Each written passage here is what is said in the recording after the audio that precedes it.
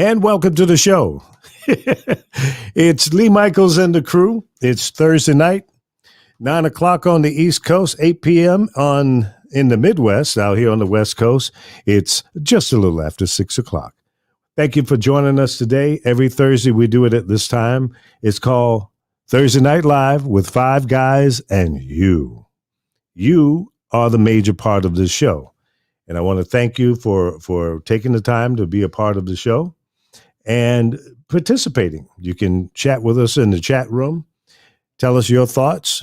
If you agree or disagree with our points of view, that's all good. It's no problem, whether you agree or disagree. And share, like, and subscribe. If you're over on YouTube, definitely subscribe.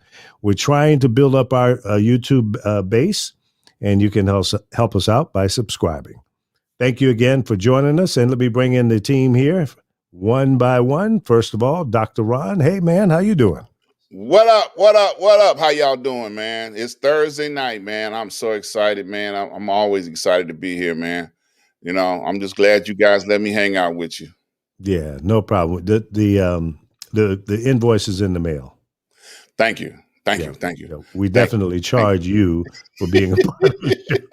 And I will gladly play in hamburgers on next Thursday for this Thursday's show. Okay, that's fine. Your credit is good with us.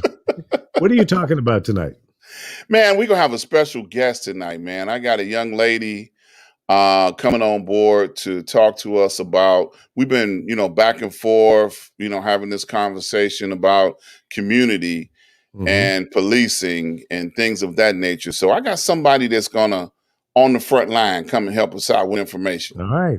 I like that front line attitude. Yeah, we need that. We need big participation of frontline advocates and activists out on the streets to make things better in our neighborhoods. And the Yoda Man. What's up, Yo? Hey. Another day in paradise. All good. I know that's right. What do you got on your plate tonight?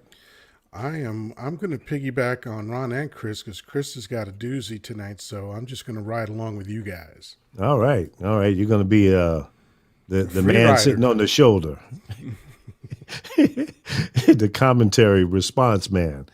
Hey, Chris, how you doing, buddy? Hearty boom shakalaka to you and all my brothers there. What I'm going to talk about today is the following. Can one person bring forth change? A man named Roy Miller did just that. I'll tell you who he is coming up next. All right. And let's go see what the professor's got going on tonight. How you doing, Pro? You got to turn on your mic. There you go. I am wonderful. I had to reach back and get it. I am wonderful. Glad to be here and to share with the brothers. Of course, this is a great day for me because I've had an epiphany. Oh, really? Yeah. And what might that be? Free your mind and your attitude will follow. A little spin on that, huh? Yes, I had to do it, taking that from the realm. And, I've been saturated with this realm for so long. And the burning question I must ask again, how's your funk intellecty? Or funky intellecty. So it's funky. That's where I am. Free your mind and your attitude will follow. Well, there's so much to talk about in the news. I don't know where to start. I mean, I think we need to do this show more often because in a week's time, so much has been just unfolding and it's sometimes mind-boggling just how bad things have gotten. I mean, the amount of gun violence in the streets. I mean, not just in Chicago or some of the other high crime areas, but everywhere. Here in Vegas, man, every day there's 2 or 3 or 4 or 5 shootings and crazy car wrecks. One jackass ran up on 20 women on the Strip here in Las Vegas, injured 20 women. I mean, what the hell's going on? Why are people so crazy? Is it because we were on the lockdown for 9-10 months and now we're just losing it? No, you don't think so? I see you shaking your head, Pro. Professor? No, What do you think it is? no, I think this is an after effect of the relationship we had in the White House because everybody figured they could do whatever they want. You know, he did it. So And you think it's maybe revenge? You know? I don't know if it's revenge, but I know it's a bunch of dumb stuff. Yeah. You know, so I'm gonna leave it at that because everybody feels like, well, if he can do whatever he wants, then I mean, it's like everything's a go now. That's a shame because lives are being lost and people are being hurt, and it's just nuts. For I've never seen it so bad before. For 14 months, he did nothing on the job. For 14 months, Yeah. nothing. And you got people still wanting to support doing nothing for 14 months. And how many people have they arrested so far from the invasion of the Capitol? What, over 400 now? Yeah, And I think mean, they still rounded them up. You know, it's so Yeah. crazy. A lot of the people, I mean, they got that white privilege thing going on. That's the biggest you got to problem be careful. right there. You got to be careful when you say that because one of our radio buddies, Apollo, got kicked off of Facebook for responding to what somebody else had said. It said he made reference to it being not white privilege, but was it complexion protection? And they've banned him for life. Are you kidding me? No, Real? for real. Yeah. Really? Here's a white guy Yeah. calling out the obvious, and they kicked him off. Wow. There's a way So- around that. Oh, okay. I hope so. He's devastated by it because he had several other pages connected to his main, Wow. login. I don't know about him. I don't know what I can do for him. But to protect yourself moving forward, when you make comments on Facebook that even if you're talking about white bread, don't spell the word white correctly. I do WH asterisk TE Oh, whenever. Yeah, because it fools the bots. The bots are looking for certain words. Yeah, phrases so- and words. Yeah, Yep. yeah. So oh man, that's cold. Cause Yeah. I solved that long time ago. I just said the letters YT. there you go.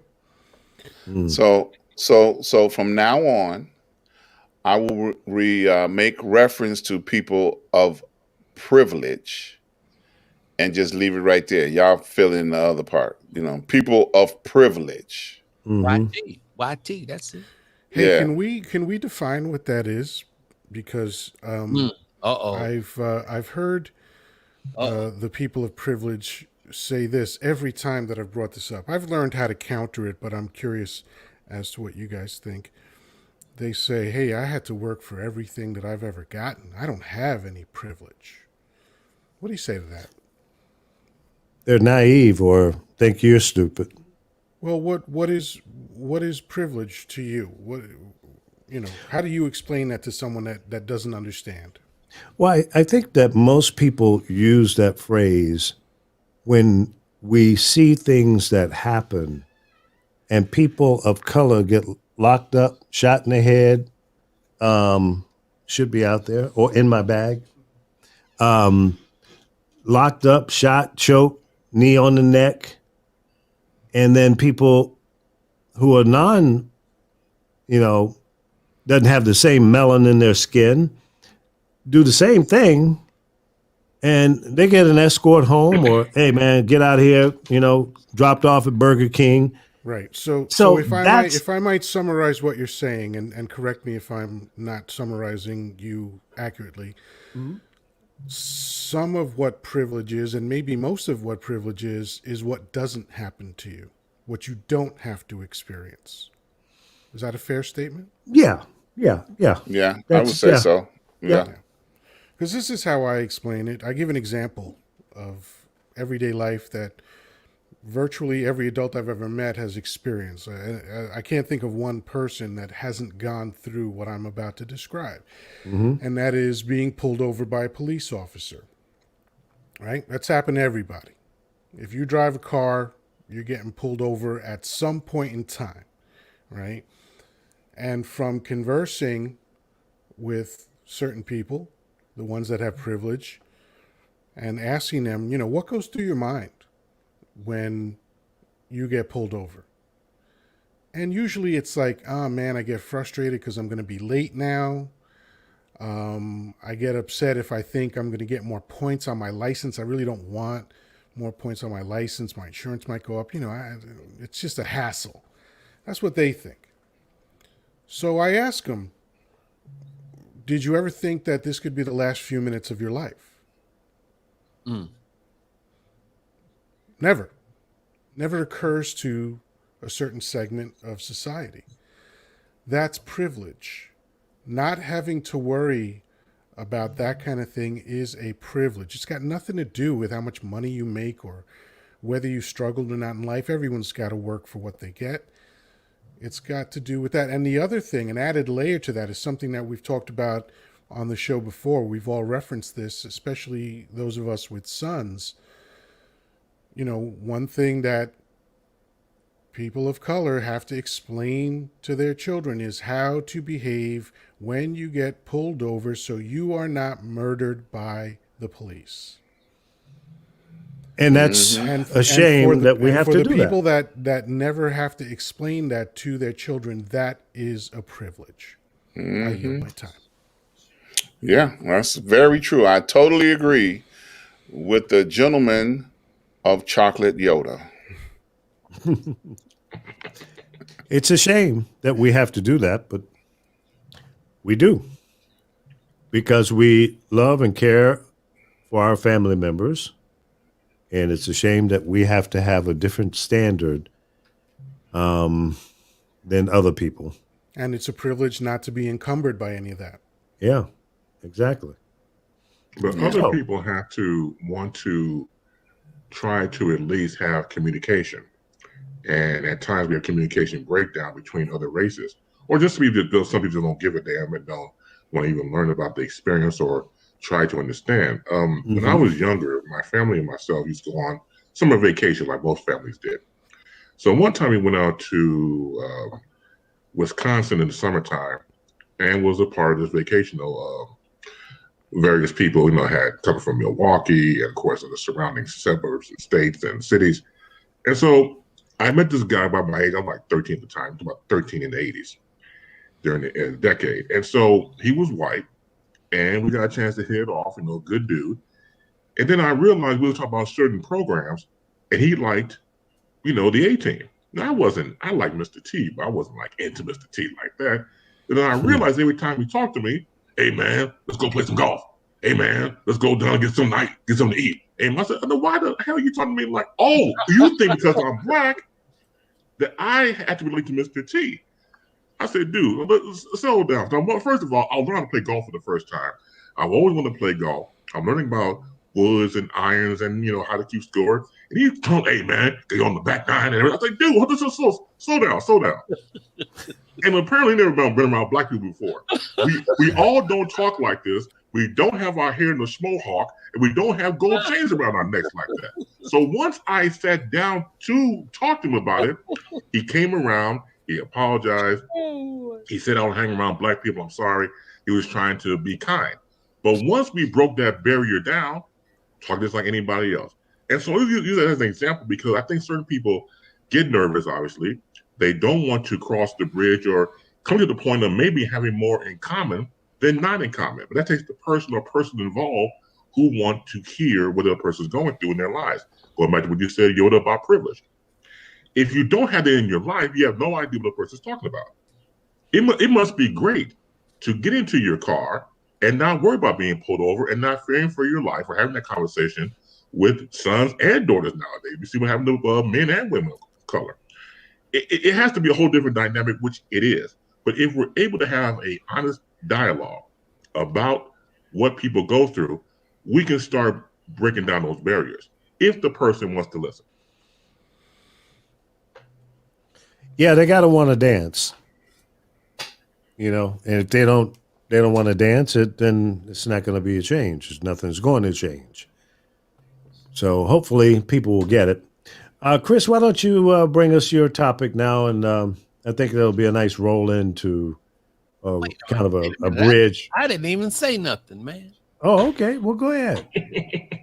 You know, Bates, I'm gonna be brief. When a person says that stuff about what you say, Yoda, what they say, I've had to work for everything that yeah, I've gotten. you know, I call that playing the nut roll. You know, I call that because see, that's just an excuse. That's a smoke screen. Because you're trying to suggest to me that I should do the same thing to get like you. When you know that's not true. You know that. Mm-hmm. When you make that statement coming out your mouth, you already know that. Because I can work and do everything like you and not get paid. Well, come on now. So you know that's just a nut, bro. That's a magician's trick. You know, a magician throw his hand over here, but the trick is on the other side. Exactly, the illusion. Yeah. Yeah. Get out of here. You already know. You already know. Plausible diversion. Yeah, you just saying that to me. We call that in the neighborhood signifying. We call that in the neighborhood signifying. You ain't doing nothing but saying, man, if you work hard, come on, man. I done worked hard. I built it. Never mind. Go ahead, Lee. You know I built that stuff. Go ahead, Lee. With that note, let's go ahead and transition to the base man, because I think he's got an interesting topic, and interesting enough, Billy Bass is making a comment. But go ahead, let's fire it up. All right, thank you so much. So I mentioned before in the tease, can one person bring forth change? And Roy Miller has done so. Roy Miller is an attorney based out of Macon, Georgia, and he gifted his niece with a dictionary. And the dictionary, she liked the gift, but she wanted to return to her uncle because she saw a word in it that offended her, and that was the N-word. And the definition went as follows: a Negro or member of any dark-skinned people, a vulgar and offensive term. So she saw this and said, you know, with all due respect, Uncle, this makes me feel very uncomfortable because it's referring to me. So based upon that exchange, attorney Roy Miller, through his efforts, successfully petitioned the dictionary that was printed by Funk and Wagnalls. This was back in, say, what was it I got here? March of 1994, to have the N-word removed from the dictionary. And successfully he did so, just by that one encounter with his niece. And you can imagine, you know, other gifts that people received over the years, and it has the N-word in it. But it only takes one person. And for him to have that much of an impact that his niece felt, I don't want the book because it defines people of color. And for him to go one step further, to contact the vice president and editorial director, Leon L. Braun, who responded back to him saying that from this day forward, saying that the N-word will be deleted from all forthcoming printings. And that to me is huge. And not only huge, it all goes back to us individually of how we've embraced the word. I do recall back in the day when Reverend Jesse Jackson had the ceremony to bury the N-word. Then years later, he's on Fox News talking about Barack Obama. He's caught with his mic down and uses the N-word himself. Now, I thought you buried it. You did the ceremony and everything. What, you went back to resurrect, brought the N-word back from the grave and used it for yourself? When we do things like that, it's obviously up to us. And I'm not judging anybody because we've all used from somewhere, date and time and day, and that's fine. But going back to, for one person, and the responsibility of what Attorney Miller did to get that removed is beyond incredible. So it gets people to say, you know what, if he can do that just by penning one letter back in the mid-90s to get it effectively removed from the Funk and Wagnalls version dictionary, that's beyond progressive. Now, it's only that one dictionary. What about Webster and some of the others? Well, I think they still have those. So the struggle is not over. No, but we got off to a start just by one person. Yeah, that's amazing. I'm quite surprised that he was able to make that accomplishment. I mean, because it's used so loosely and different today, and I have tried to accept it, but I can't. It's just I can't wrap my arms around it. I can't do it. Right. You know, and it's because of I came through the the 50s, That 60s, era. and 70s, and it was painful. Mhm. And you can't put sugar on it to make it taste better, smell better, feel better, look better for me. And it's buried as far as I'm concerned. Right. And rightfully so. And going back to a real quick of a quote coming from, once again, Leon L. Brown, the vice president and editorial director of Funk and Wagner's dictionary, says to Mr. Miller, your niece is fortunate in having an uncle as concerned and caring as you are. And that goes to all the uncles and to all the nieces and nephews, everybody else, where if you just take one stance, you never know the change you're going to make, not only in the lives between an uncle and a niece, but everybody else involved beyond. Now, how do you guys feel about what Red Beans and Rice has posted? I gotta read it. Again, the N-word does not refer to people of color. It is used to denigrate black people. Don't get it twisted. Red Beans and Rice said that. Yes, you did. I just want to ask one question. When did black become a pronoun or a proper noun? When did the word black become a proper noun? Isn't a proper noun something that describes a particular person, place, or thing? Go ahead. Educate now, Professor. Yeah, I mean, anytime you see that word written in the paper, it's with a small b. It's with a small b because how can you, what country is named black?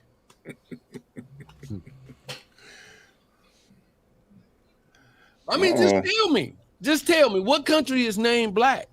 In my knowledge, black meant something painted, stained, or dyed. So, but name me one country in this entire world that's named BLACK. And I see people capitalizing the word B. There's no such thing. That's not a proper noun. There is no country that's associated.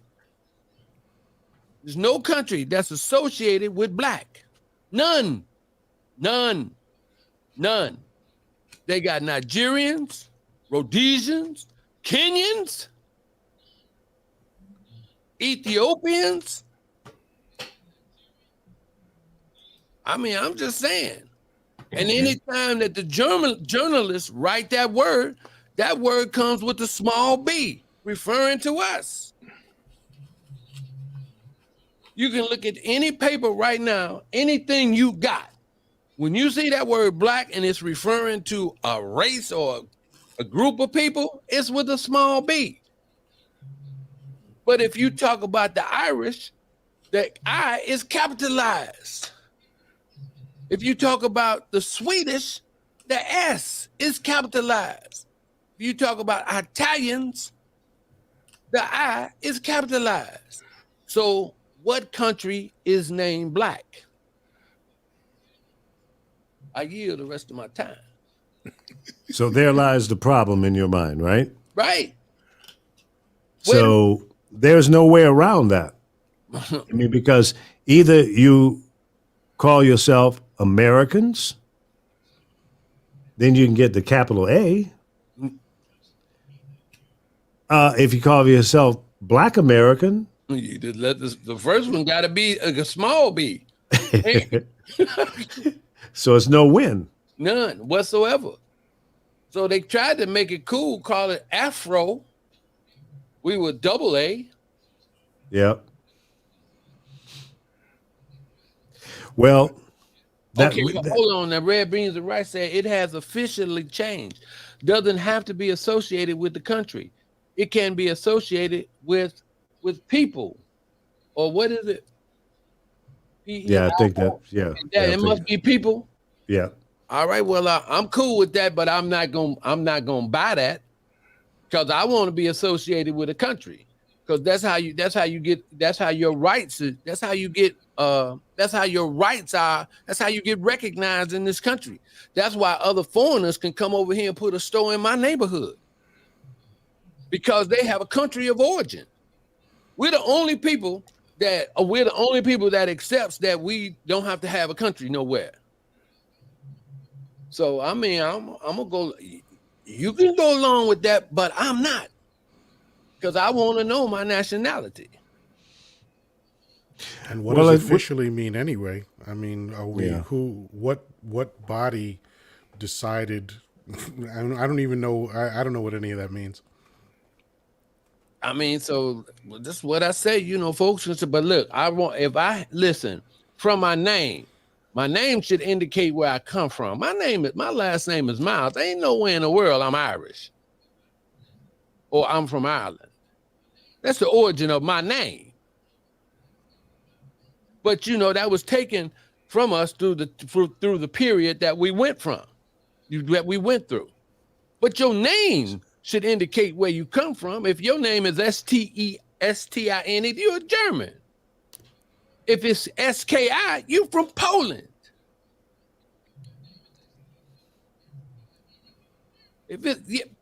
We inherited the name of the person who purchased our ancestors. Absolutely.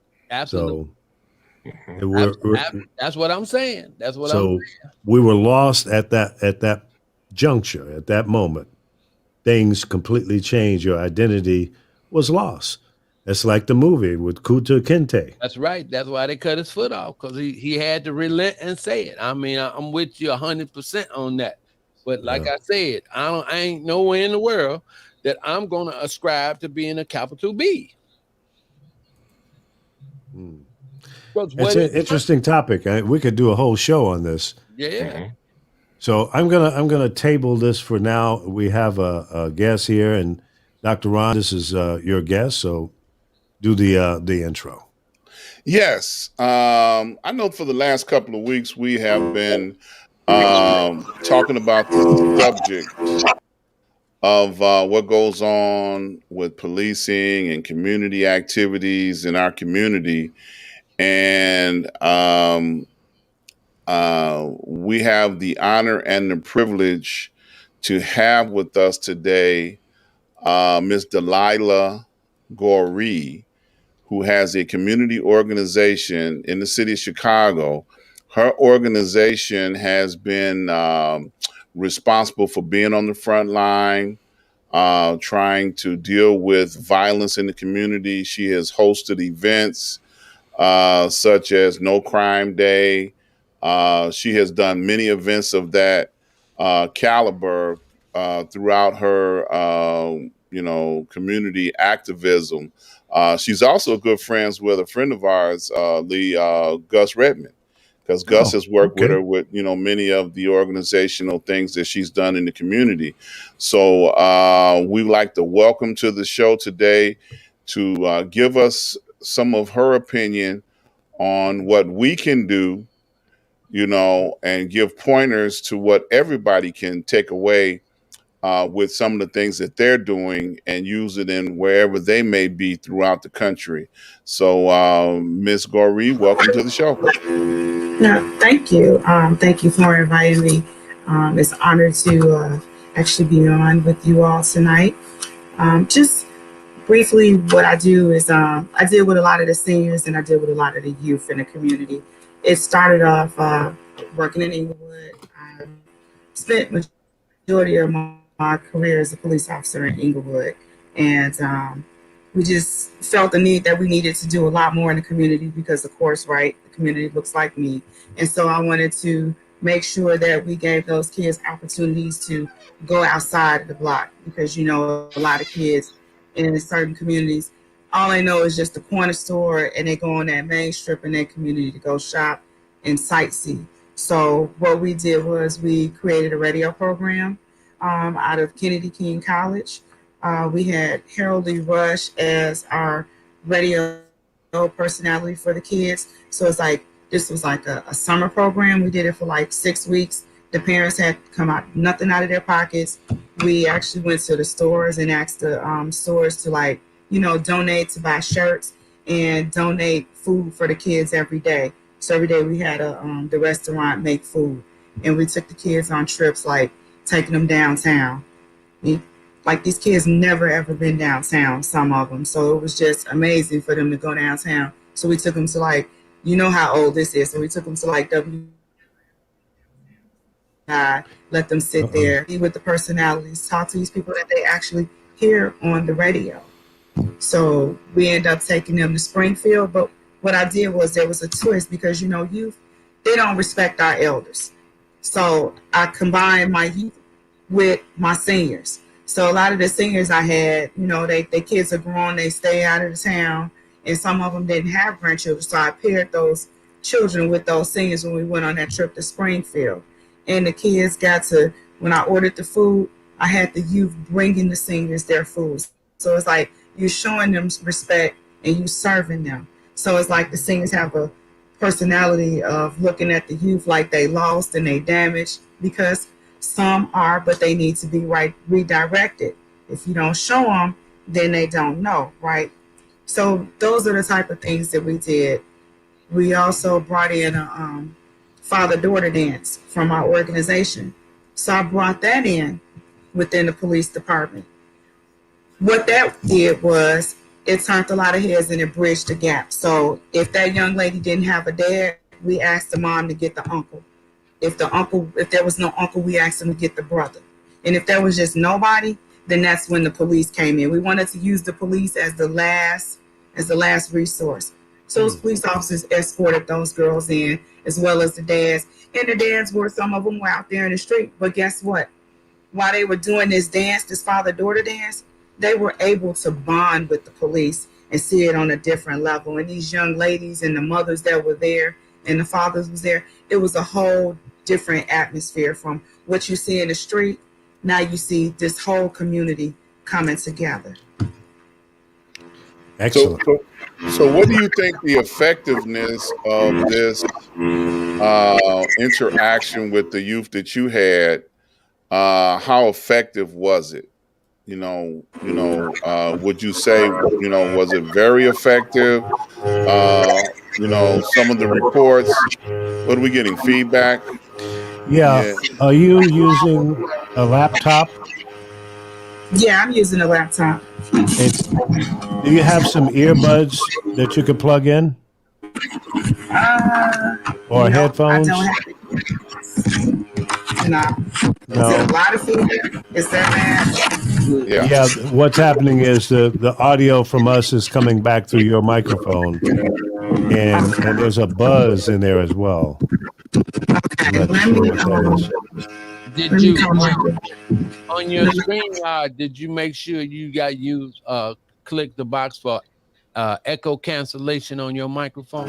Yeah, that is checked. Okay. But it sounds like there's a hardware issue. There's a little buzz in there. Yeah, I tried to do it on my other computer, but it won't even click up and let me get on. Yeah. This is my problem computer. Let me see if my daughter can bring me her earphones. Yeah, we really want to be able to hear you better, because what you're sharing with us is some valuable information. So if you could maybe fix it, I'm gonna take you out for now, and we'll bring you back when you have things fixed up. So I've just muted her mic, so we'll keep her going there. Okay, I know she can hear us, so that's a good thing. Mm-hmm. She doesn't know that two of the guys that are here, Professor and Chris, Boom Shakalaka are alumni from Kennedy King. See, she may not know that. You know, I don't know if she can do two things at one time. But you know, when she comes back on, I'll make sure I mention that again. But you know, I'm interested to see what the results was from the youth that she had come in contact with, you know, to see where they are now, what they're doing, you know. Yeah. Let's see. Speaking of respect, since she's an attorney, how about calling her Attorney Goree? I don't think she's an attorney. Did she say she was an attorney? No, No, she's not. she's not an attorney. Okay. Okay. One of the programs, like what they were doing, what she's doing, what she's talking about with Harold Lee Rush and stuff. Mm-hmm. Me and Bass did that. We called it Knowledge Quest way back in the day, where we worked with the youth. And then there was we called my predecessor. He had a called a YPN, and it was called the Young People's Network. And they worked that through the city. So, you know, Kennedy King was like really seeding that trying to seed the youth to get them interested in radio, and then eventually become part of the program. That was like part of our recruitment strategy. we would have and that got some major funding. We would have have high school students from certain high schools come in, and then we at some time during my tenure, I also wanted to do the high school games, you know, because we had an announcer. He's still there, Keith Reed, and so he was doing that, and that was part of the outreach that I was looking forward to do. So that the Knowledge Quest and the Young People's Network were both were funded. They were funded programs, government funded programs. So now, did they track any of the results with those programs? None of it. You know, okay. If anybody has some real quality information on it, it was like Dennis Knight. Okay. And because he was like one of the originators of that. And then, you know, the YPN, I think, was disbanded in 98 because it couldn't be reproduced because it was like chartered. It was not chartered, but yeah, it was an organization that already been there. So we could never use that name again. And nobody stepped up to fill that void. Because at that time, you know, CCC they were kind of cool cool with their outreach. And I'm glad to see that program, you know, came back in to, you know, get people involved with the communications. So that was a good thing. I think we have Delilah back now. Delilah? Yes. All right. This better? Yeah, much better. Much better. Yes. Cool. Yeah. So now one of the questions that I was asking is of them, because I mentioned this to you a little while. I mentioned, but you probably couldn't hear me. Professor Reggie and Chris were both alumni of Kennedy King College back in the day when some of those things were going on, and he was given the information about it. Now, with your involvement and the program that you started, did you track any of the successes of any of the youth that were involved? Do you keep up with them now? Are they still, you know, around trying to help the people behind them by giving them, you know, life experiences or whatever, what they went through? So we have 2 kids that actually joined the police department. Okay. We have several of them that we have written recommendations for. They went on and went to college. One graduated from Kennedy King, and the other ones kind of like, you know, just fell off. We don't have contact with them, but we've attended some prom send-offs and stuff like that with some of the youth. So yeah, it's a good thing. Okay. Yeah. So They're doing pretty good. how many years were you doing this now with the youth? We did that for almost 4 years, Okay. almost 4 years at Kennedy King. Okay. And I heard you mention Dennis Snipes. Yeah. Dennis Snipes was one of our great backers with it. Like whatever we needed in the organization, he helped us with the kids. It was Dennis Snipes, Marcella Jones, Carol, I think her last name Adams, I'm not for sure. Harvey, Brown, Kevin Brown, Abe Thompson, all of those guys, and Harold Lee Rush were like excellent with helping the kids. They even went to the studio side at Kennedy King, and they got a little bit of learning how to, do the videos, and they showed them how to do the board. Greg Murray taught them how to do sound bites and make all of the stuff that I just did not know that goes along with the radio, like breaking in between and all of that kind of stuff. I kind of forget the terminology, but just everything that goes along with radio. Like you don't have to just be on radio, but you can learn how to handle the sound, be the person that creates the music every day. So that way, if there's nobody here, it's going to automatically play. So, I mean, they just educated those kids big time, and it was keeping them off the street. And this, especially in the summertime, like we need that now, more than ever, because these kids are not in school. They out, their parents are at work or wherever their parents are, they're not doing anything productive. Not all, but some of the kids are not doing things productively. So this program doesn't exist anymore? No, not now. Not now. Not during this COVID. Yeah. Okay. But it will come back. We hoping that it comes back. Yeah. Okay. Yeah, well, it definitely should come back. Ms. Goree, let me let you know that you're doing fantastic work. The people you mentioned at WKKC and Kennedy King, I'm sorry, the Kennedy King College, the people you mentioned, those names, I've had the honor of working with or know of, and it's like the old Allstate. You were in good hands with all those people because they care. And that's the one thing about it. Once you care about the youth and about the generations coming next and things like that, like I said before about radio, you don't have to be on the mic. You can be behind the scenes producing and imaging, as they say nowadays, and it's about videoing.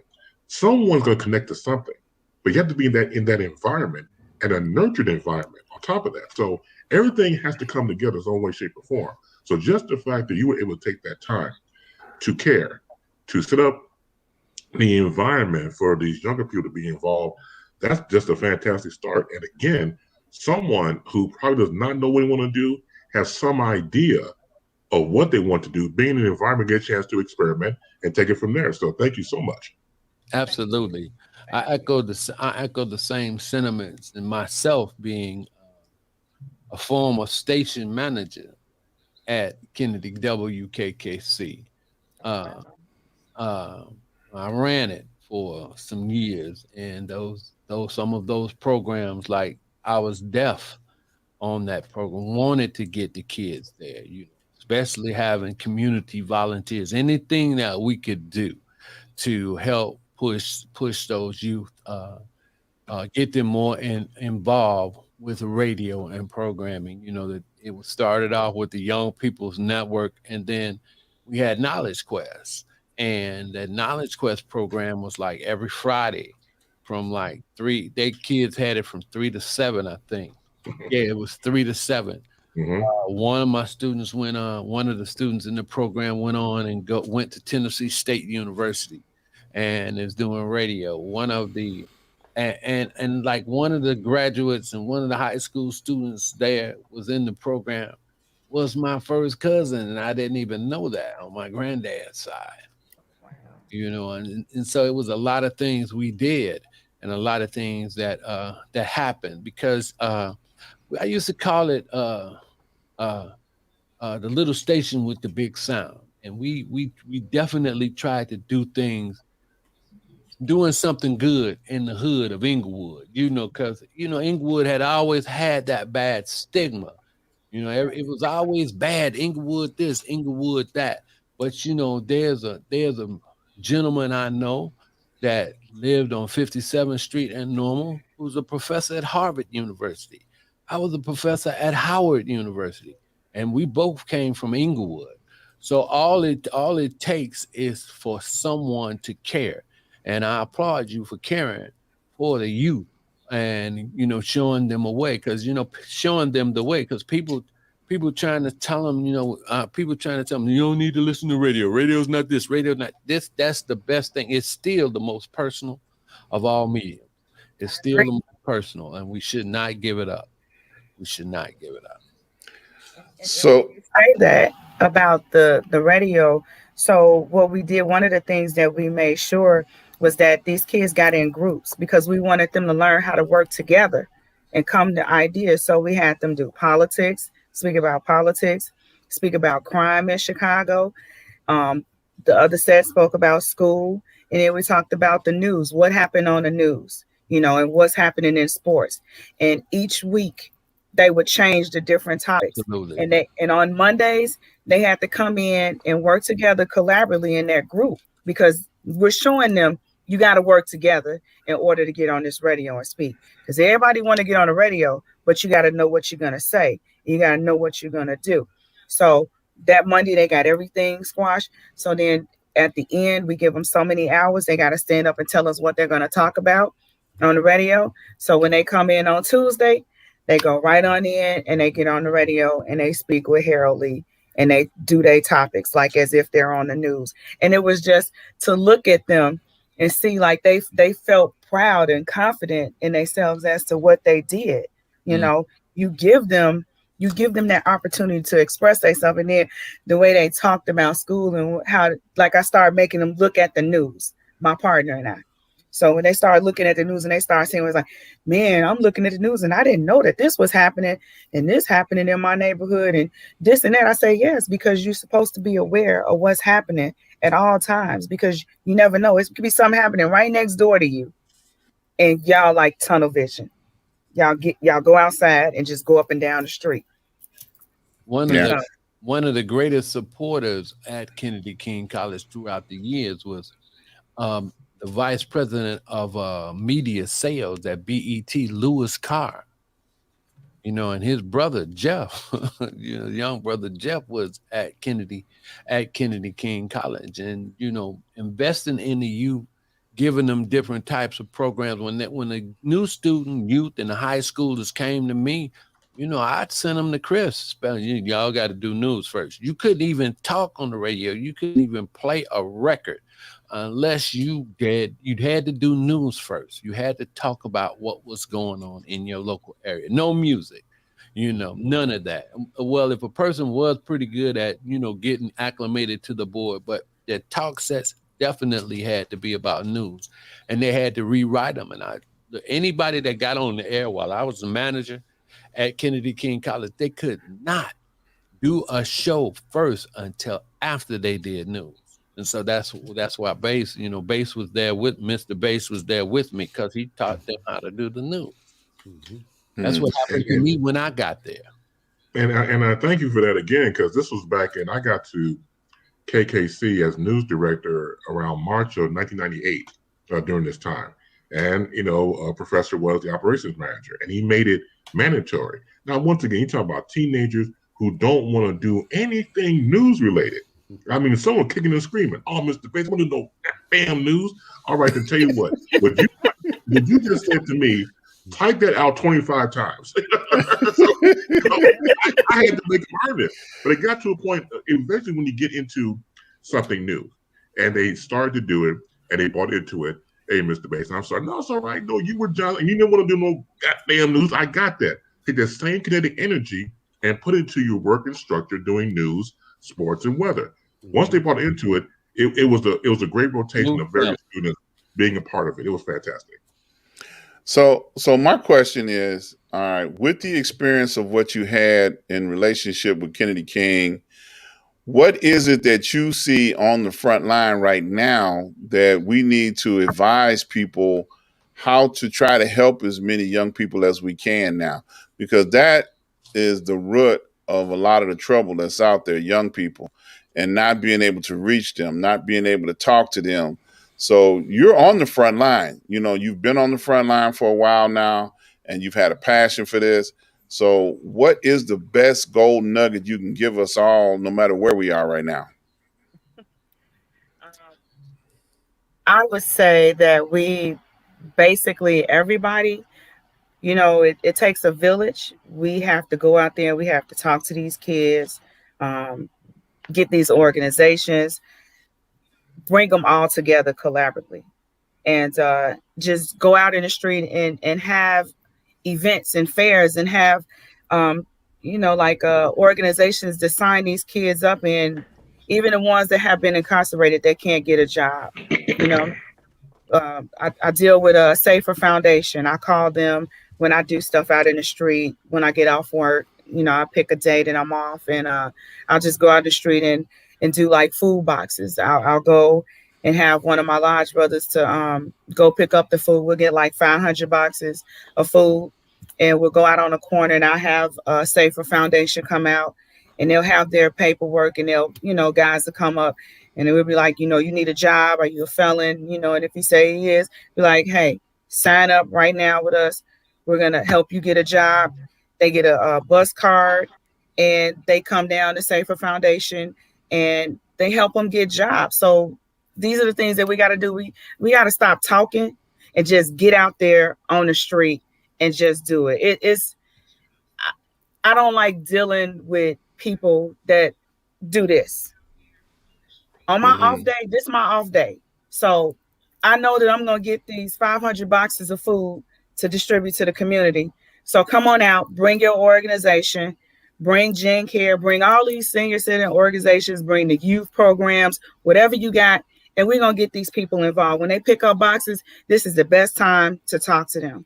So that's what we got to do. We just got to get the organization, just go out there, not talk about, sit up and, I get tired of sitting up in Zooms talking about, well, we're going to do this, we're going to do that. And then the next week, we talking the same thing about step A, and then you got all these subtitles. No, we're going to do it. Call these people, say, hey, meet us here. Let's go out here and let's go do it. And that's what we have to do. And I have to applaud you and say this, a week ago, 2 weeks ago, you did just that. You were passing out food in the community about a week and a half ago. When was that? Yeah, last week, 124th and Halsted. And as soon as I drove past, that's when the young guys were shooting, and the truck went right into a lounge on 120th and Halsted, 4 blocks down from where we were giving a food giveaway. Wow. Yeah. Yep. And that, that's been your most effective weapon, is feeding people. That's it. That's the ones that gets their attention. Give them some food. That's how you get them. They come in, they driving in, young and old. You talk to them. Hey, here go a flyer to this place. The young guys are walking up and down the street. You go in them targeted areas where you know that there's a need. You got to hit those targeted areas. And when you're doing that, that's when you can hit everybody all at once. What do you think we can do as a community to curtail, to stop bringing end to the violence in our neighborhoods? I know it's not a 1, 2, 3 answer. It's not. In our community, we know our kids. We know what our kids are doing. We need to start getting on them and holding them accountable by calling the police. If you see your child in the early stages of getting ready to go out of control, get them some help. Get them some help, because there are a lot of kids out here hurting DNA wise, parents on drugs, just parent not at home giving them that love. But we have to bring out these mental health issues, because a lot of that is mental health issues, believe it or not, in this community. And you gotta start from somewhere, and it's starting from home. I mean, I was a school officer, and I'll tell you this story. The little boy, the school couldn't control him. So when I got there, he was running around, he was screaming.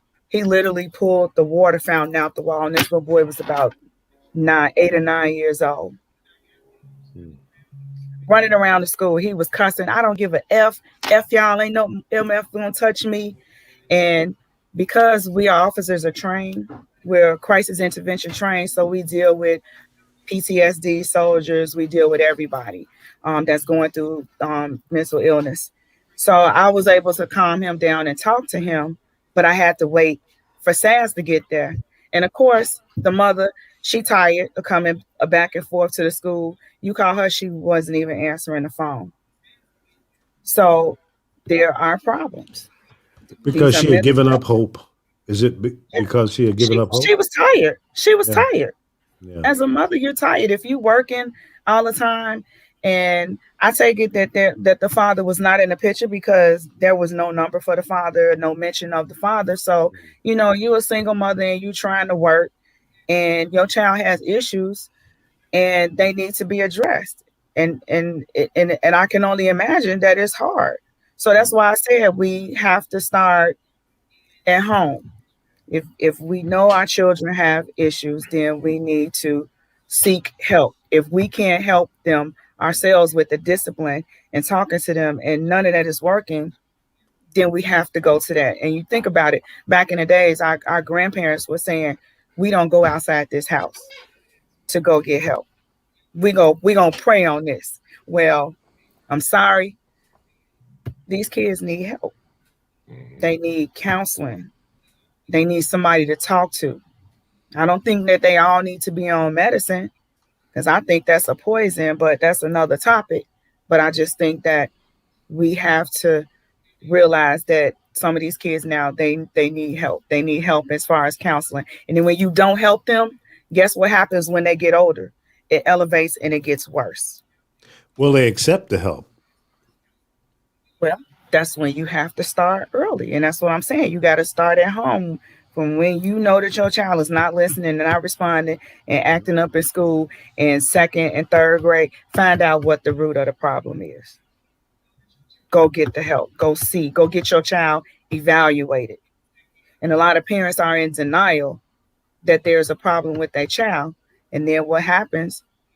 Police officers come to the house like me, and it's a disciplinary problem. Like, why are we coming? But they have no control. You know, we mother, we father, we counselors, we everything. Let me ask you a question, and it's kind of off the topic, but not really. The situation in Ohio, when the officer shot the young lady with the knife in her hand. Are you familiar with that story? If you were that officer coming up on that situation, would you have handled it differently? Or was that the only solution to that situation? Well, I don't want to touch on that, but I would have to be in that situation to actually tell you. You have to be in that situation. Everybody foresees it differently, being out there on the street. So what he's seen as a threat may have well have been a threat to him.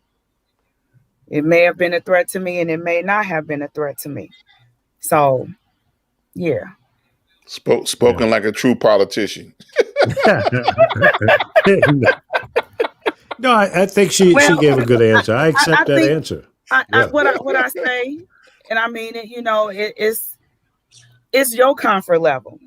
It's how you perceive it.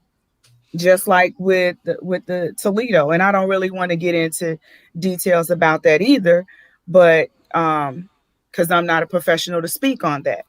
But I tell people, because it happened to me, running in the dark after somebody shot at me in Inglewood. So your adrenaline's pumping, and you got to think about it. That person know where they going that has a weapon, right? We don't know where that person going when you running after them and you in a dark alley. And that's all I can say about that. You know, I want to go home. Professor Reggie. Yep. I just got to ask a question. what happened to the softball game? I mean, to the sports leagues in the summer for the kids. What happened to that? Because I know me coming up, I was look at 10, 11, 12 years old. I was trying to play 16-inch softball or league ball or something. And we had that. We had that in Inglewood, and we did that. We helped manage that with Imagine Inglewood and Rage when we was working in community policing in Inglewood. So it was going. Now with COVID, right, everything stopped. Everything is falling apart. But the one thing is that we are trying to see if we can do something like that this summer over in the Morgan Park in the West Pullman neighborhood, trying to see if we can get a basketball. We're going to need some help. We're going to need some sponsors if we do it. And we're going to have to try to find ways that we can do protocols so we can protect these babies. But we also want to do it so that they can have something to do and be off the street. Because we already know with the high rate of shootings that's going on right now, I can only imagine what it's going to be like for the summer. And I mean, I'm armed and I'm licensed and I'm the police, and I don't even go out. I try not to even go outside when it get dark. And that's that says a lot. I'm just being honest, but we shouldn't live like this, and we shouldn't be in fear of coming outside and worried about, am I going to get carjacked? Or, is my 16-year-old daughter going to get shot while I'm in the car driving, going to the store or taking her to school, or we just going somewhere. Yep. I shouldn't have to worry about that. No parent should have to worry about their kid being shot playing outside. I grew up playing with everybody, knew everybody on the block. These kids, my daughter don't know what it's like. Yeah. She don't know what it's like to go outside and hang out on the block. And we stay in a nice neighborhood. Your neighbors now. But do you know your neighbors? Yeah, I know my neighbors, but I mean, again, my neighborhood is good, but it's not that many kids on the block. Like when my son was growing up, all of the kids were his age. My son 29. So he moved, he went away to college. He graduated from Grambling, never came back. He was like, Mom, good. Now he lives in Houston, Texas. He had the friends on the block. My daughter didn't have that. It's nobody on the block for her to play with. And it's starting to get kind of bad over here.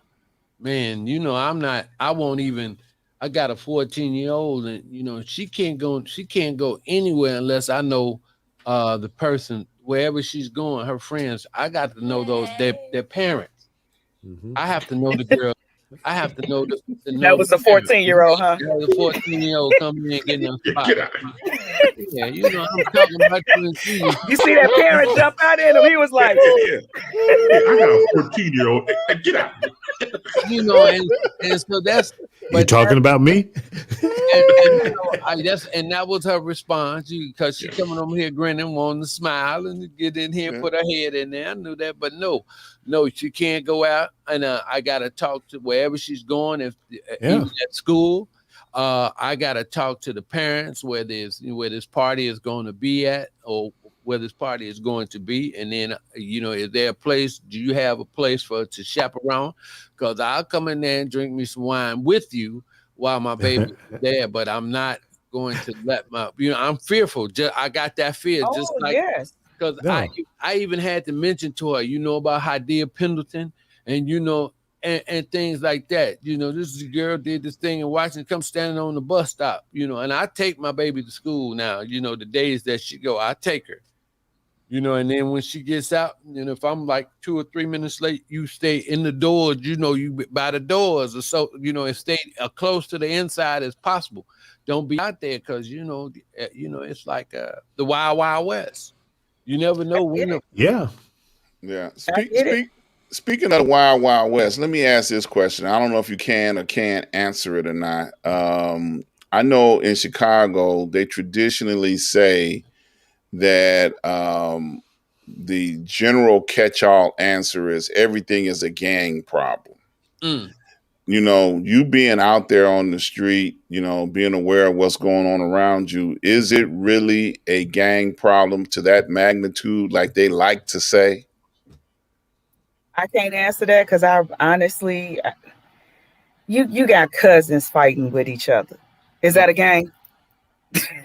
Because one hanging with somebody else. So I mean, I honestly, I don't know what we got. It's you a GD, but you got like 12 different subsections of GD. You got 15 different sections of vice lords and all of this. And what street you live on, that's a gang. So it's like you don't know. I don't know. 2 blocks instead of the gang. 2 blocks. You know, blocks. They like little terror cells. 2 blocks a gang gonna protect 2 blocks. It's got to be very competitive and out of control, and it is the wild, wild west, and it's a shame. And I've been wrestling with this for years and trying to figure out what is it. And I know there's no one person that can stand up and say, "Hey, stop, quit. Let's just end this right now." Because they have no respect for the older ones, them older gangs. That's the problem. None. And see, None. when I grew up, that was mandatory that you had to respect the elders around you. We knew everybody in the neighborhood I grew up down in Virginia, Norfolk. In the neighborhood I lived in, we mainly went to 1 or 2 churches in that neighborhood. Our parents grew up together in that neighborhood. You went to one high school. There was one high school in Norfolk, Virginia for black folks, Booker T. Washington High School. Until 1968, they integrated the schools. If you went to junior high school, if you lived in my neighborhood, there was one junior high school you went to, Jaycox. There was one elementary school, Lindenwood Elementary School. So we all knew each other. On my block, the man that owned the little grocery store lived directly across the street from us. The grocery store was 100 yards away. He walked to work every day. I worked in that store. 5 doors down across the street was Dr. Douglas, who was our doctor, who used to come to the house when you had the flu and get a shot of penicillin in your butt, and he went to the next house. The principal of Jaycox, the junior high school, lived directly behind us. The principal of the high school lived down the block. My uncle was a letter carrier, worked for the post office, and everybody else either worked for a government job or some kind of other local job. So everybody grew up together. Our parents grew up with all of those people. We all went to the same church. I was in the same Boy Scout group with everybody in my neighborhood. We knew everybody. So if I was out at the park down the street and around the corner and got into a little scrap with Charles or Larry or one of my buddies that I grew up with, before we could get home, our parents knew what we had done. Okay? They were waiting for us on the front porch, waiting for you to walk up those stairs. So that doesn't exist anymore. So the neighborhood policing, and we knew the local police officers, and most of them were people of color, or if it was a white cop, we knew him too. He may not have lived in our direct neighborhood, but he lived in the neighborhood next door. He knew our parents as well. So that's what's missing. That's part of what's missing. The neighborhood is not a neighborhood. It's a place where we live, but we really don't know our neighbors, and there's no self-policing. Today, if there was self-policing, they call that snitching. Whether your mom called my mom, that's snitching. Or if you call the police, that's snitching. But that curtailed, it stopped a lot of the crazy that was going on before it got out of hand. Okay? And if Miss Frederica called my mom and say, "Is Charles over there?" And say, "Yeah, Frederica, he's over here clowning." She said, "Slap him upside the head and send him home." And I'm going to meet him at the door with another kick in the butt. That's And when what daddy we should. come home, you get it too. Oh, you got another butt whipping. Absolutely. Yeah, my So- mama did that, but I called it child abuse. Well, Yeah. you're still alive, though, aren't you? My son So- say that too, and he alive and he's prospering right. now. I got That's the right. 16-year-old, and she says, "You black mamas always trying to put fear in us." And I'm looking at her like, "Girl, who you been?" I'm like, "Who you been talking to?" Mm-hmm. I don't play. You all got to see from one of Tavis Smiley's, and this is available. One of Tavis Smiley's State of the Black Union, when Dr. Julia, when Dr. Julia Hare was on there, and when she talked about black children and discipline, and 'cause when she talked about the youth, I'm gonna look for it and have Lee to play it, but you got to hear it because Dr. Julia Hare was really, God rest her soul, she was really, really good with explaining the problems that we have, some of the problems that we're having with our youth. And I think one of the things that I've tried to do, in dealing with the kids, we got to listen to them. We got to listen to them. Okay, so Yeah, my daughter comes in, right, and she's from dealing with school, and she got a lesson, and so she's learning the compound elements and stuff like that. And so she tested me. She asking me what's H2O and AI, and then I'm saying what these things are, and she's all, oh, look at you know She's that. tickled. Yeah.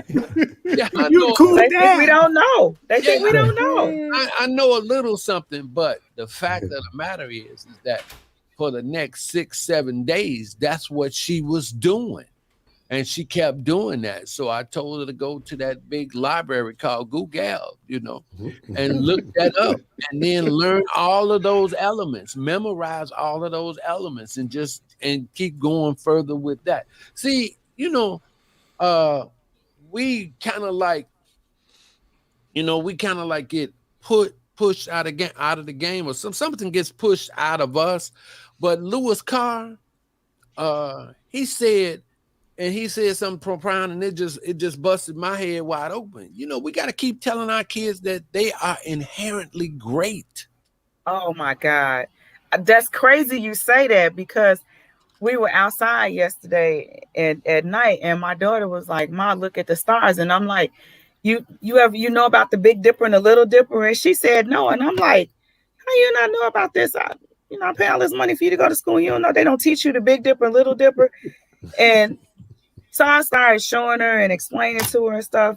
And I say, girl, if you was in Egypt where we came from, I said, you came from greatness. You are great. She said, no, I am great. I say, no, you were born into greatness. Mm-hmm. We were smart. I said, we knew how to take care of things. We were doctors. We were lawyers. Mm-hmm. We were medicine doctors Mm-hmm. back then. I said, that's what they kidnapped. Mm-hmm. I'm trying to feel her mad with this stuff. Mm-hmm. So when she get older, I'm like, they didn't just kidnap black people. They kidnapped smart people. Mm-hmm. They came over and learned from us how to do stuff. And then they stole our stuff. And I say, and Lauren, I'm gonna show you now. Black folks out here selling weed that are made illegal. Probably should have said that, but it is what it is. So my thing is, learn your history. So when you learn your history and you know what happened in the past, can't nobody ever fool you. Can't nobody ever tell you nothing, because you know where you came from. You came from greatness. Mm-hmm. And I say, you Right. are great. Every day you great. Right. Even if you fail, You great. you get back up and you start back over again, but learn from that mistake and climb to the next level. Mm-hmm. I say, because mama is not perfect. Mama don't fail a whole bunch of times. My knees scraped up, hands, man, jacked up, everything. But I never gave up. That's right. I'm a black single mama that took care of 2 kids, one in college. One graduated from college and on his own. And I have you. And I say, now, I will be happy when you're done with everything. I said, because right now I'm rich, but I want to be richer when you're done, when you have succeeded. That's how my father taught me. My dad raised 4 girls by himself. And so everything that I seen my dad do, I try to do. And I try to do for my kids. Give them the love that I didn't get because my dad worked so much. He was a worker. So he had time for that. I'm gonna come to your volleyball, basketball games. I'm gonna do this. No, he didn't do that. He went and made the money so that we can have what we want to have. And so that's what I do with my kids.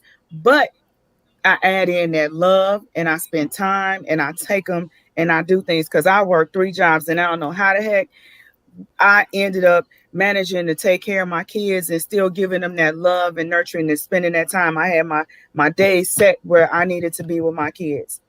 And I was with them every night to make sure that they were in the bed. You know, and that's Amen. and I can understand the single mamas out here in the street that's going through. Because my son wasn't no perfect son. I had to kick his, you know what? I had to snap on him. Oh, you want to run away? Okay, let me send you to your daddy. Let me let you go and stay with your daddy since you feel like he can do a better job. And I believe that he probably can do a better job, but I'm gonna let you experience that. And he came back and you know, he was like, "Mom, I'm gonna do what I need to do." But in the meantime, I still had to get in his behind and, you know, have to call his dad and help out with stuff. But it's nothing like having a mother's love. True. It's nothing like having a father's love. And those kids want it and they yearn it. And I get it because I wanted my mother's love. But of course, my mother, you know, she did what she did. And so my dad raised us, you know, and I try to instill in my kids that family is important. And that you are siblings and you are like this. And so if we can get our families out in the community to come back to that, because both sets of my grandparents, to the extent that black relationships. Go ahead. because what our kids now are missing is them old school grandparents. Okay. Them old school grandparents instilled in you life lessons. My grandparents in the South, they had pigs in their backyard. If I threw my food away, I got a whooping because I was supposed to throw that food in that white slop bucket. I'm kind of telling my age a little bit there, but I ain't that. But I had to throw that food in that white slop bucket for them pigs to eat. And my grandmother would get me up. She'd get me ready for Sunday school. I go to Sunday school with Deacon Gorey. And when Sunday school was over with, I look up my grandmama in church. Church over with, we at the house, food already cooked. She done cooked the food before she even left out the house. That's right. The pastors ate dinner before we did. But we all prayed together, but they ate before we did. They got their plate. I used to be mad at the pastor for that. I was like, how you gonna eat before us? You don't even live here. But now, where did you grow up? Where was my that? grandparents are from Louisiana, but they ended up moving to Texas, Carthage, Texas. Okay. And my mom's parents, they're from Mississippi, but they ended up moving to Evanston, and then they landed in Maywood.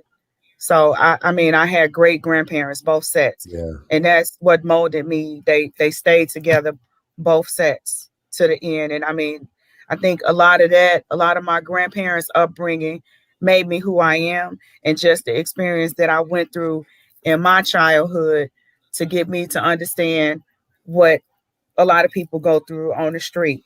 And so that's my passion of doing what I do off the clock and helping the community. Because I know what it's like to be a single mom, taking care of your kids and struggling and making it work. I did Don't it. stop. Don't stop. Yeah. Keep doing So- what you're doing. We need it. So where can people find you and your organization? I have a page on Facebook called I Am L. They can go on there and like the page I Am L, and I put up like all of the things that I do in the community. My partner and I make sure I got that right on there. Okay. Well, we want to thank you and applaud you for coming on the show today, sharing some of the information that you have shared with us. Any of you guys got anything else they want to say to her before she slips away? Keep on. Thank you. Keep on. Thank you. Thank you. Absolutely. No Absolutely. problem. And it's called I Am on Facebook. I Am, and they can Yeah. like the page. Thank you all Yeah. for having me. Thank Thank you. you, All right. Officer Goree. Thank you, officer. No problem. Absolutely. Hey, I'm gonna need some of them get out of jail tickets you got for me, okay? You know. Well, Beretta say you do the crime, you do the time. Hey, right. Tell him. You ain't think I knew about Beretta. I used to watch Beretta. That's right. It was cool. That's right. Thank You better think about that thank crime before you do it. Yeah. That way you Thank don't have to you. worry about doing the time. You ain't doing Thank nothing you. wrong. Thank you. My uncle called that the name of the game is you asked for it, not what. That's right. That's right. If you ask for it. Thank you. Thank you. Can't thank you enough. Keep up the good work. Thank you. You know, we appreciate you. Much love to you and your family. You know, Thank and please come back and visit again sometime. You know. Yeah. Give us an Just update. invite me out. There you Okay. No, All right. All right. you got the gun and the badge. You can bum rush. Come on in. Oh no, see, I don't misuse that power. I've seen a lot of them go under. I'm scared of you. Yeah, I got heard short hair. that. There you go. All right. Good night. Peace and Thank love. you. Okay, bye-bye. Bye bye. That was a Great sweetheart. guest. Great Yeah, guest. man. Good Thank stuff. you. It was Absolutely. fantastic. All right, Yeah. so when we get to the green room, I will give you a few choice words as soon as we get to the green room. Because We are still live, Professor. We're still live. I'm just warning you. I haven't said anything. Okay. You All know, right. I'm going to be COOL right now. You don't even have to worry about that. This is Morris Day, baby. I'm gonna put nothing on you. Okay. All right. All right. Wow, that was you know, it took me back to my childhood Yes. and my adulthood and Yes. it's helped me focus in on what I can do, what I should do. And I hope that she inspired other people to, you know, don't just sit back and go, oh, well, you got to get involved. You got to commit. And that's what she did as a single mom. She committed to her children and made it happen. Yep. She worked 3 jobs. And I listened very carefully. So it's been a struggle for her, but she made it through. And, you know, we need to get those neighborhoods back in order. That's the only way. Is we gotta listen. We got to listen to them, and we got to love them through. You know. Yeah. And then you know, those that are spoiled, you know, the ones that are spoiled, they got to get checked. You got to get checked. We can't. With too many passes, we giving away. And then as far as the media content that they consume, there has to be some balance added to it. You know, you have to, you know, because they're seeing a lot of mayhem and this, that, and other. You know, all the great artists that are out today, you know, they always was talking about the hard life and dealing with the community. So, or how they was doing it, man, I had to do this and I had to do that and I had to do the other. But it seemed like we were able to put anything on the other side of the scale to bring it down, you know? I mean, it's all right to have those experiences from coming up through hard times and all that stuff. But what about the other things that can add? What about the love and the fluff and stuff that can put some weight on it to like take everything off of that rap thing, you know, or off of that violence thing? Because the one thing I'm trying to talk to you know, my child about it. Look, you ain't got to jump to the gun and get mad all the time, you know. And what I was told, you know, through my uncles, remember your ABCs, boy. Always be cool. And so, because we go to the extreme, it's like when you feel like your little space or your little world is violated, you got to do something crazy. Back in the day for us, is the question used to be what you want to do. You want to thump, you know, and you want to go head up, let's throw some hands. And it was, you know, it was legit to do things like that. But it's like now when you punch a button, it's got to be death or nothing. It's like the thing, sticks and stones may break my bones and names will never hurt me and stuff. It's like that don't exist no more. It's like when somebody these principles or these whatever these imaginary things that they have in their mind, oh man, you disrespected me. Then all of a sudden I got to kill you over some dumb stuff. Mm-hmm. It's nothing, you didn't get hurt. Didn't nobody put no hands on you, but some imaginary thing that you've done. Oh man, you disrespect me, you fronted me off, crazy stuff. Things go to the extreme. It's like, it's like road rage, just living the life or something like that. And when we used to cut, you remember how a person would instigate, you get from, man, I'm gonna put this stick on your shoulder, right? You remember? Look, man, you ain't bad. If you so tough, knock this off my shoulder. Person instigate. None of that happened no more. And then when that happened to me, I would end up fighting the dude that put the hand. I was wanting somebody to put something on my shoulder so I could fight that dude, especially if I knew I couldn't whoop this other dude. I'm gonna pick your battles. Yeah, I'm gonna fight somebody else, but we gotta listen to them because they're going through some things, and we gotta let them know that there's nothing new under the sun. You might think it is. Explain it, and then when we do explain things to them, don't try to be so, because they don't want to hear nothing we got to say. We got to trick them. I used to love my mother. I love my mother because she used to trick me into the things that she wanted me to really think about. Because we all know we got hard-headed. We got hard-headed. At that one point, we got you can't tell me nothing. Nobody, you old woman, you can't tell. All that stuff. We was running through that. But my mama got slick, and she would trick me. And she would laugh. She laughed because she knows she got me. Because what she wanted me to do, she would like either do the opposite, and she knew that I was going, because of the way I'm going to try to do my thing, and that would be exactly what she wanted me to do. Mm-hmm. So we got to start playing that, stop trying to be equal to the kids and trick them. Man, we got to use a little psychology, you're saying, yeah, huh? Yeah, mm-hmm. We got to trick them. And don't be afraid of them. I did find that Dr. Julia Hare, because the youth today aren't really scared. They're not scared of nothing. You need to hear Dr. Julia Hare say that. Yeah. Good stuff. Yep. Very good stuff. The one thing that I realized listening to Officer Corey was not only history that we all have, but respect.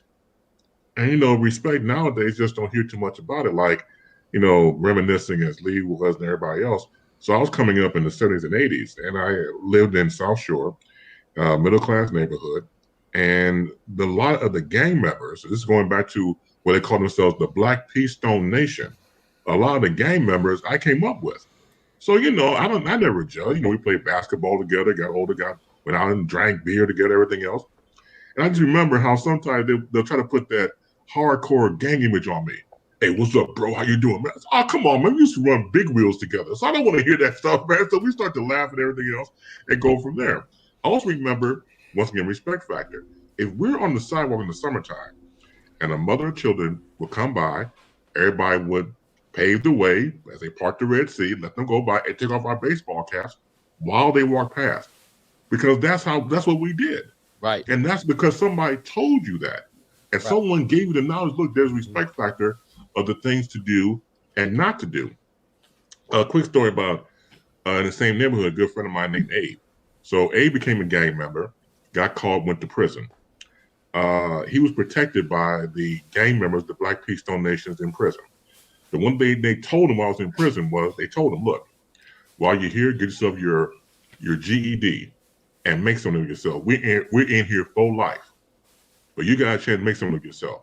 So they protected him. So he went in there, got his GED, became a truck driver. When he got out, was able to make some money and everything else. I remember I ran into him in the summertime, and I had not seen like Abe by this point, maybe 10 or 15 years. Came by the block, we reminisced, hugged, went out and got some ribs, had some beer, went by the lake for the summertime, had a good old time, and reminiscing. And talk about how people change their thought. Now, my mom and dad, working class people, and my dad, like most people, were proud of their property. Get off my grass. I got time for you.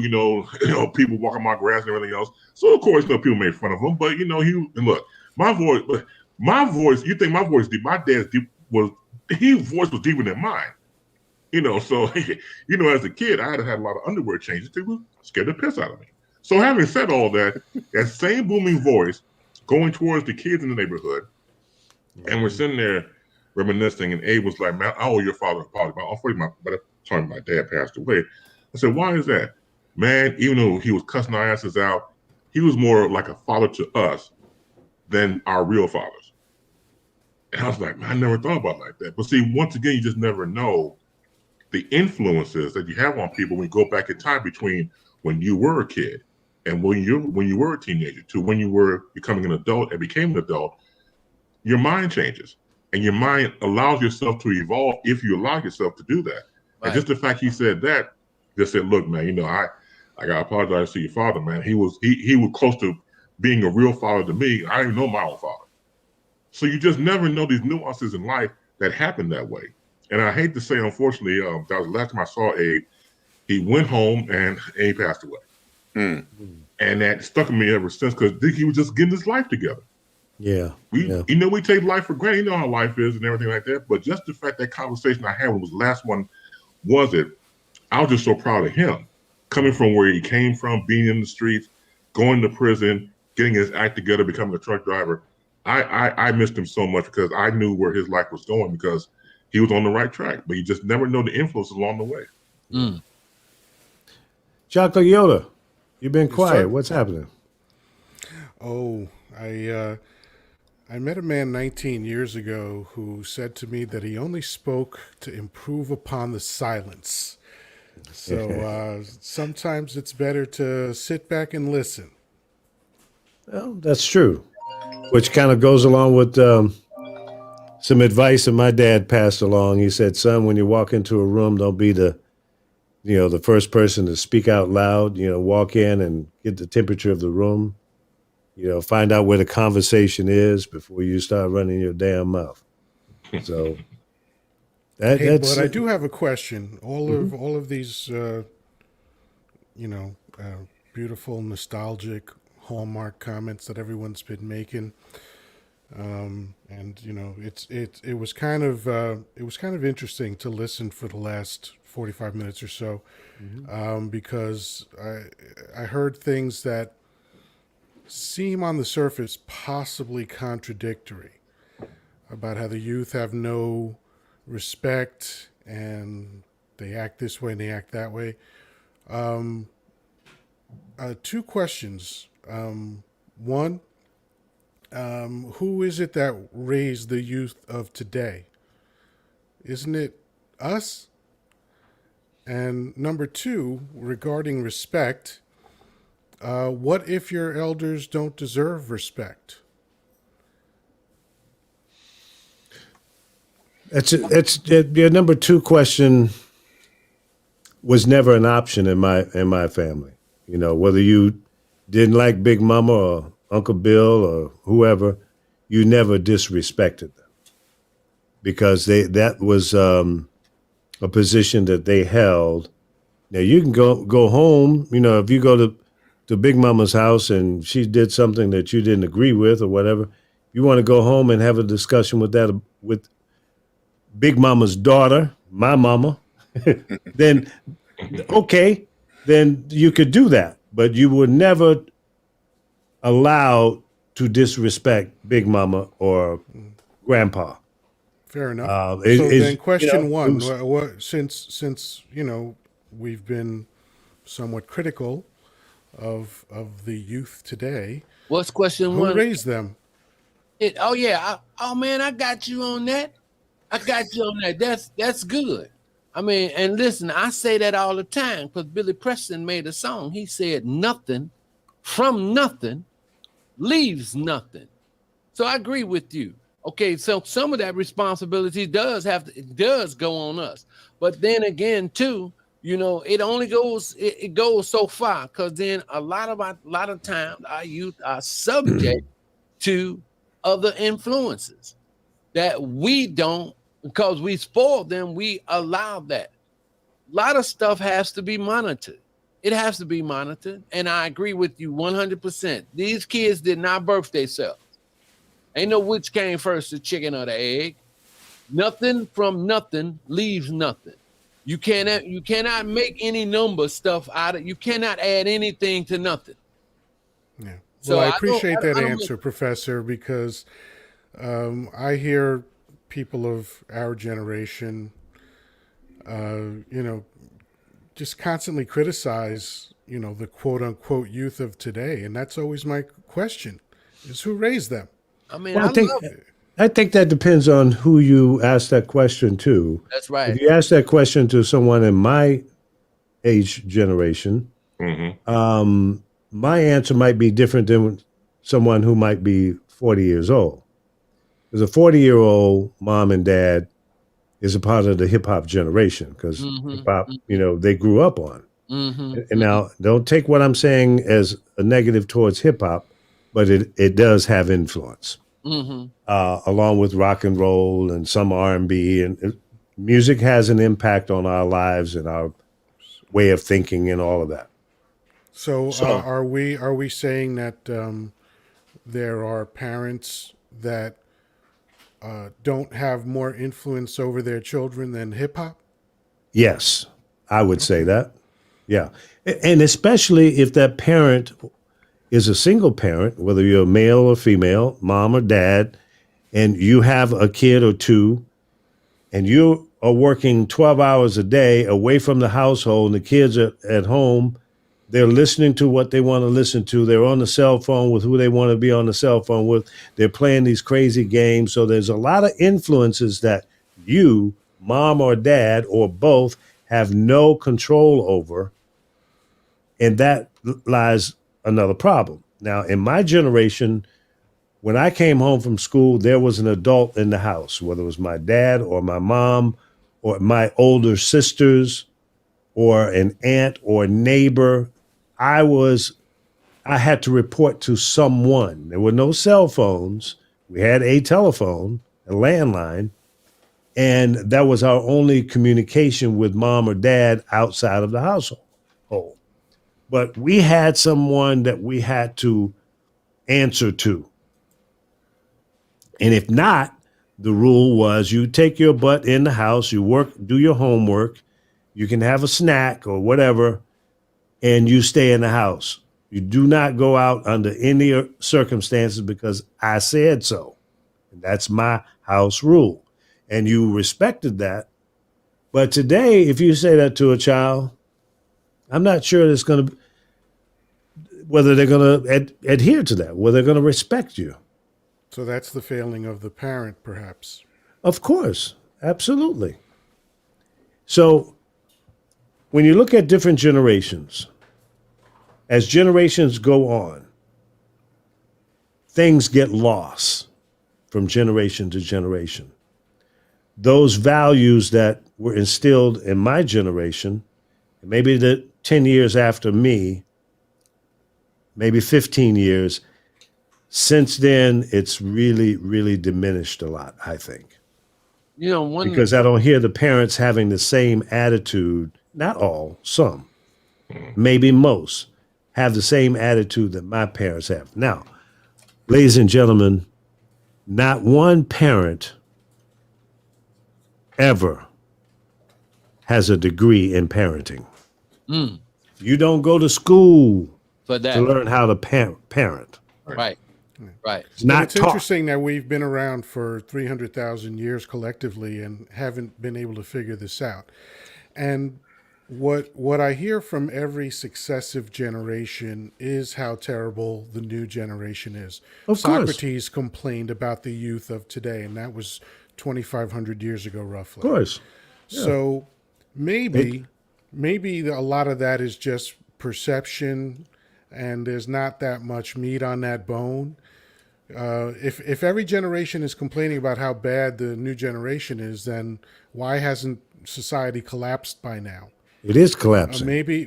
Well, I don't know. I wouldn't. Agree Well, with you're that, more but optimistic about it than I am, and that's fine. But the proof is in the pudding. Look at what we're dealing with today. Look at all the crime and dysfunction. My answer to that, and I believe Reggie said it beautifully earlier, and I hope it was Reggie, but it was, there's nothing new under the sun. Yeah. Right? So if that's true, and I believe it is, then this is the same as it ever was. That's, and I'm not necessarily saying you're wrong. What I'm saying is I have a different perspective on it. Understand, and that's fine. But you cannot give me a strong enough argument against what we see.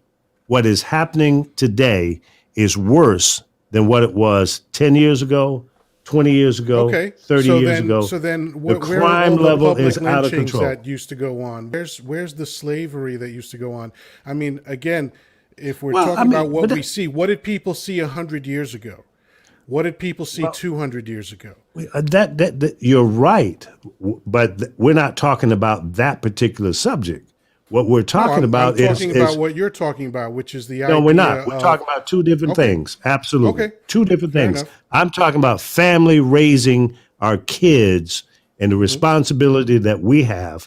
I'm not talking about slavery and lynching and all that shit. That's a whole other topic. We are talking about the same thing. We agree that we are talking about family and raising children. Yes. You brought up the idea that things are worse than they are now, and what I'm saying as it relates to that topic, yes, right. And what I'm saying is that is not a perspective that I share. Again, that doesn't mean you're wrong. Doesn't mean I'm right. I'm just telling you my perspective on it. Okay. So, and in my perspective, I agree with the professor that there is nothing new under the sun. I believe in the lyrics of the David Byrne song, "Same as it ever was." The only thing that's different is that this is what we're experiencing, and people tend to think that their time is either better or worse than the times before. There's a psychological principle for that, and I forget the actual name of it right now, but it is possible that this is just what humans go through.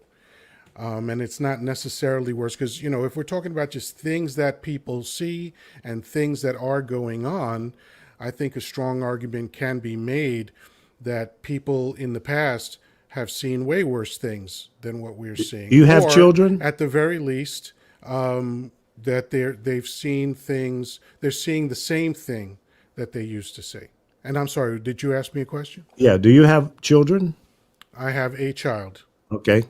Do you think that your child is having the same environment that you had? It depends on what you're defining as environment. Opportunities, safety, camaraderie, et cetera, et cetera, et cetera. Well, those et ceteras leave a lot of room for interpretation, but essentially, yes. Oh, my God. Okay. Essentially, well, yes. Maybe where you live in a bubble that I don't live in, and that's okay. But based on my experiences living from coast to coast in all kinds of neighborhoods, around all kinds of people, rich, poor, black, white, blue, green, I'm telling you, this is a different world. I'm not saying it's all bad. It is very different than what it was when I was 16 years old. It is a lot better as it relates to relationships among people. Race relations are better. Is it perfect? Absolutely not. Are people still out of line? Absolutely. Can things get better? Absolutely. That's my point. Till next week, thank you so much for being a part of it. Street News Now.